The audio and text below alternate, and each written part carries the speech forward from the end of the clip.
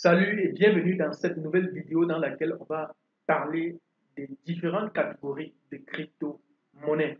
Pourquoi je tourne cette vidéo aujourd'hui? Parce que, comme vous le savez, depuis quelques années déjà, les crypto-monnaies, la blockchain font beaucoup de bruit sur Internet et à un moment donné, on est tellement bombardé qu'on ne sait même pas exactement ce que c'est. On va nous parler de telle application, de Bitcoin, de Cardano, de ceci, de cela.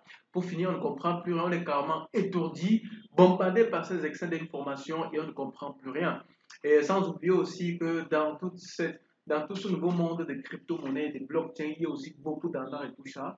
Il y a de cela quelques mois déjà, j'avais tourné une vidéo sur ce que c'est que la blockchain, les crypto-monnaies, leur raison d'existence, pourquoi ils ont existé, quel est l'avantage qu'ils apportent et autres que vous pouvez retrouver sur ma chaîne. Par la suite, j'avais également tourné une vidéo pour montrer comment créer une adresse blockchain.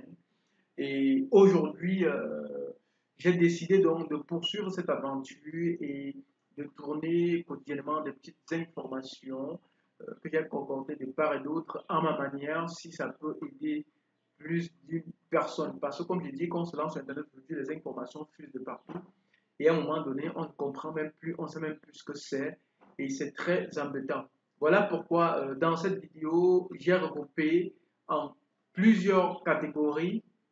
Voilà pourquoi dans cette vidéo, je regroupe en plusieurs catégories des crypto-monnaies pour que désormais, vous sachiez dans quelle catégorie, par exemple, vous devez vous imprégner. Ou alors quand vous voyez, par exemple, des noms qui apparaissent sur Internet à propos des crypto-monnaies, que vous sachiez exactement ce que cela signifie. C'est très important. Et par la suite, je vais également partager avec vous progressivement dans les différentes catégories les applications les plus utilisées et vous expliquer exactement en quoi cela consiste. Je pense que ça va rendre l'information, la communication à propos de ces crypto-monnaies-là plus digeste.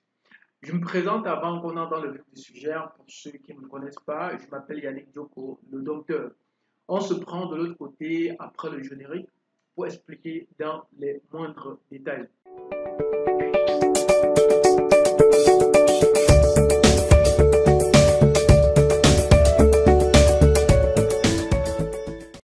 Bien, comme je disais, on va parler aujourd'hui des catégories des crypto-monnaies. Mais avant d'entrer dans le vif du sujet, je vous invite à liker l'application, à cliquer sur le bouton abonner ainsi que sur la cloche de notification pour toujours recevoir en exclusivité toutes les vidéos que je vais publier. Avant de donner les différentes catégories des crypto-monnaies, on doit également faire une petite introduction pour essayer un peu de fixer le sujet. Aujourd'hui, on entend parler des crypto-monnaies un peu partout et beaucoup de personnes se lancent sans vraiment comprendre concrètement de quoi il s'agit. Le système économique sur lequel reposent les crypto-monnaies est actuellement à un niveau expérimental, d'où la possibilité pour l'instant de disposer d'un cadre autour des modalités de classification. Le système économique sur lequel reposent les crypto-monnaies est actuellement à un niveau expérimental, d'où l'impossibilité pour l'instant de disposer d'un cadre autour des modalités de classification. Il faut savoir que chaque crypto-monnaie est endossée à un protocole blockchain dont les prouesses technologiques pourraient se résumer ainsi. Pour ce qui est de la blockchain, vous savez déjà ce que c'est. Si vous ne savez pas, je vous renvoie à l'une des vidéos sur ma chaîne qui parle de la blockchain et des crypto-monnaies où j'ai pris plus d'une heure de temps pour expliquer exactement ce que c'est. Donc, comme on disait, la crypto-monnaie, euh, donc comme je disais, chaque crypto-monnaie est endossée sur un protocole de blockchain dont les prouesses technologiques pourraient se résumer ainsi. L'échange de valeurs par Internet est rendu possible. C'est la naissance des actifs numériques, alors qu'un fichier électronique, comme l'image, le texte, la musique, eh bien, peut être copié et partagé à l'infini. Par exemple, je peux avoir une musique dans mon téléphone, je partage à des milliers de personnes sur Internet, une image, ainsi de suite. Par contre, la crypto-monnaie n'est pas duplicable du tout. Le stockage d'informations sur un registre infalsifiable ne nécessite aucun tiers de confiance. Ça veut dire qu'avec les crypto-monnaies, sur la blockchain par exemple, que vous voyez sur Internet, il n'y a pas un tiers de confiance. Par exemple, dans le système financier mondial, il y a des banques et même l'État généralement qui joue le rôle généralement des tiers de confiance pour pouvoir imprimer pour ce qui est de la monnaie. Dans le cas de crypto-monnaie et de la blockchain, il n'y a pas d'intermédiaire. Tout est transparent, tout le monde peut voir et il n'est pas possible de supprimer quoi que ce soit. Cette technologie qui suscite tant d'enthousiasme ouvre la voie à des opportunités inexploitées. Ainsi, de nombreux projets portés par des équipes multiples ont pu voir le jour. Voilà pourquoi on va essayer un peu de classifier parce que depuis la naissance de la blockchain et de la première crypto-monnaie en 2009 par Satoshi Nakamoto, entre-temps, de nombreux projets sont nés portés par des équipes multiples et au jour d'aujourd'hui, les projets continuent de naître. Donc, il est important que vous compreniez mieux que tel projet, par exemple, correspond à telle catégorie de crypto-monnaies et tel autre projet correspond à telle autre catégorie. De telle manière que si vous voulez vous impliquer dans tel ou tel projet, vous comprenez bien, vous ne vous laissez pas berner par des arnaqueurs qui sont toujours là pour essayer de tromper les gens. Selon leur usage, voici une classification par catégorie des différentes crypto-monnaies. Je vais vous donner ici trois classifications. La première catégorie de crypto-monnaies ici sont des crypto-monnaies infrastructures. De quoi est-ce qu'il s'agit exactement et en quoi est-ce qu'il se démarque des autres? Il s'agit ici de protocoles informatiques permettant la création d'applications plus complexes en tirant profit des possibilités offertes par la technologie blockchain. Les smart contrats ou contrats intelligents et les applications décentralisées sont des éléments les plus prometteurs. Sur Internet, vous entendez forcément beaucoup parler des smart contrats, contrats intelligents, des applications décentralisées. Vous ne comprenez pas de quoi il s'agit. Donc ici, ça fait partie des crypto-monnaies infrastructures. Ces projets se veulent devenir les socles de création sur lesquels viendront s'appuyer de nombreux services. Parmi ces applications les plus souvent évoquées, l'on peut citer, par exemple, les systèmes de vote décentralisés, de manière à ce que désormais on organise un vote et c'est décentralisé, c'est-à-dire qu'il n'y a pas un organisme, comme on voit souvent dans les pays, par exemple, comme on a les CAM et dans d'autres pays, ainsi de suite. Donc, avec un système de crypto-monnaie infrastructure, on pourra avoir un système de vote de telle manière qu'on fait que c'est transparent, que tout le monde voit qu'il n'y a pas de possibilité de marrouiller. La création des crypto-monnaies dérivées personnalisables, les registres de certification, exécution automatique des contrats immuables, c'est de telle manière que, par exemple, quand vous signez un contrat avec quelqu'un, que ce contrat ne soit pas immuable, c'est-à-dire qu'on ne peut pas falsifier, que ce soit visible par tous. Je prends un exemple, vous pouvez acheter un terrain et sur le titre foncier, par exemple, on utilise une infrastructure, une crypto-monnaie d'infrastructure qui permet que quand c'est déjà établi qu'on ne peut plus falsifier. Vous connaissez tous les problèmes qui existent souvent sur les titres fonciers. Il serait intéressant d'avoir un truc comme ça. On peut avoir aussi des plateformes de levée de fonds. Bien évidemment, si vous vous intéressez un peu aux crypto-monnaies, vous devez savoir qu'il y a pas mal de projets qui naissent tous les jours et qu'on lève les fonds avec la crypto-monnaie. Vous allez parfois entendre parler des ICO et bien plus. Donc, ces applications-là correspondent donc aux crypto-monnaies d'infrastructure, il faut bien comprendre. Place de marché au fonctionnement décentralisé, base de données publiques partagées, et j'en passe, il y a tellement d'exemples. Ici, comme application que vous connaissez déjà, on peut citer Ethereum, on a NIM, on a Neo, on a Wave, IOTA, Lix, Cardano, EOS, Tron, CryptoNote et bien plus. Il est important que vous compreniez. Deuxième catégorie de crypto-monnaies, c'est la crypto-monnaie pour système de paiement. Bien évidemment, comme le Bitcoin qui est la mère des crypto-monnaies.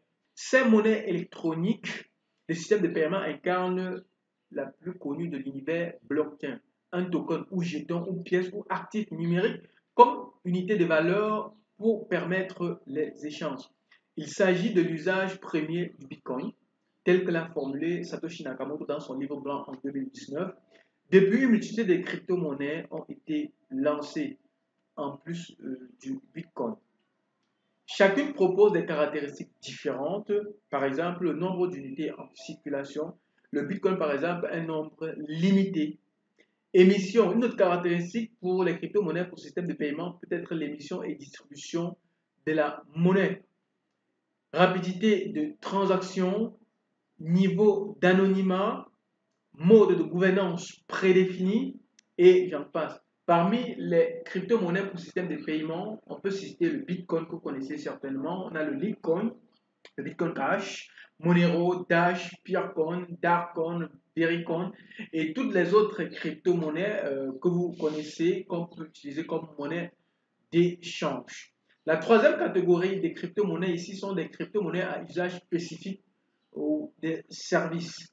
Ce sont des actifs qui s'appuient sur le potentiel de la blockchain pour développer de nouveaux types de services. Il peut s'agir de la gestion des données personnelles ou celle d'une entreprise, de solutions, de stockage, de la gestion des identités numériques. Les champs de possibilités envisageables demeurent très larges avec les crypto-monnaies à usage spécifique. Les monnaies électroniques associées répondent à un usage spécifique tel que la preuve d'identification, échange de services, système de vote, monnaie pour donation et j'en passe. Parmi ces crypto-monnaies à usage spécifique, on peut citer Chainlink, Civic, Augur, Philcoin, Siacoin, Stony, Golem, Steemit et j'en passe. Par exemple, pour le cas de Siacoin, comment ça fonctionne?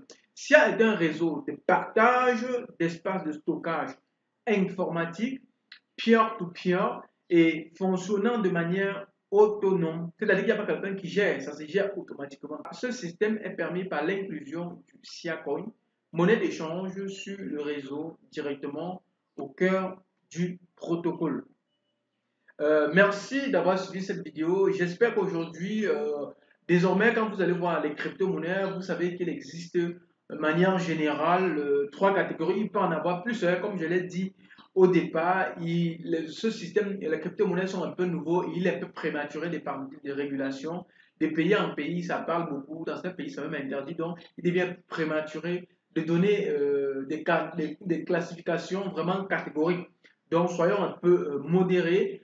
D'après mes recherches, j'ai essayé de les catégoriser en trois, mais sachez qu'on peut en avoir plus, surtout que les choses évoluent progressivement. Donc, ne prenez pas ça trop au sérieux, les choses évoluent et vous savez, nous sommes à l'ère de l'information, progressivement on évolue.